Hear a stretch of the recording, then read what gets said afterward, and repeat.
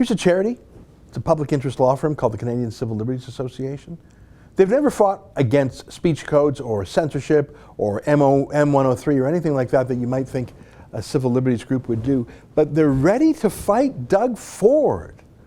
So this is from a nonpartisan charity that just happens to be run by a former Liberal cabinet minister. And they tweeted last night, post-election anxiety? You can defend and preserve the individual rights and freedoms guaranteed to every person in this country by becoming a member of the CCLA. Together we can stand firm as often as it takes, for as long as it takes, with all that it takes. All right, we get it. You hate Doug Ford. Don't pretend you're a charity. Look at the leftist media party already. They despise Ford, of course, but they can't pretend they don't also despise Ontario voters too.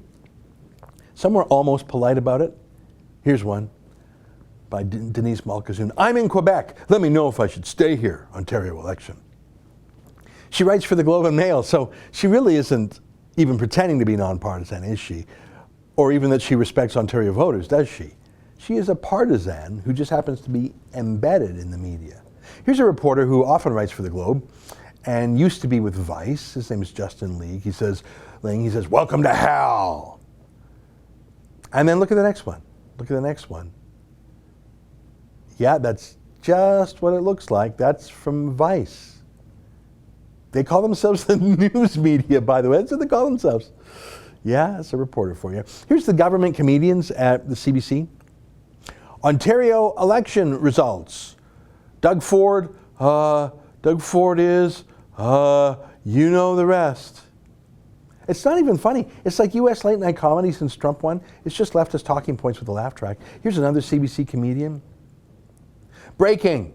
Crack-smoking mayor's less charismatic, hash-dealing brother somehow elected premier of Canada's largest province. Here's a CBC actress. Oh my God, Ontario, are you effing kidding me? This is so embarrassing and disappointing. Here's another CBC actor from a show called Schitt's Creek, so you know it's classy. That's really what it's called. And he retweeted that actress and added, what a mess. Look, I don't mind actors and comedians being political. I mind having to pay for their politics through the state broadcaster. And I know that the politics of the state broadcaster is in part because they want to please the Liberal Prime Minister who gives the CBC $1.5 billion a year. They're going to attack Doug Ford every day of his term. But as anyone in the cultural industries, here's Brent Butt, a regular guy, normal guy, prairie guy. He had that show Corner Gas. He's born in Tisdale, Saskatchewan, but he's fancy now. He lives in Vancouver now, and here's what he writes. Wow, this is a real golden age for loud, mean, greedy, corrupt dudes with zero compassion for other human beings. Yeah, you don't really like Tisdale or Saskatchewan or anything anymore, do you?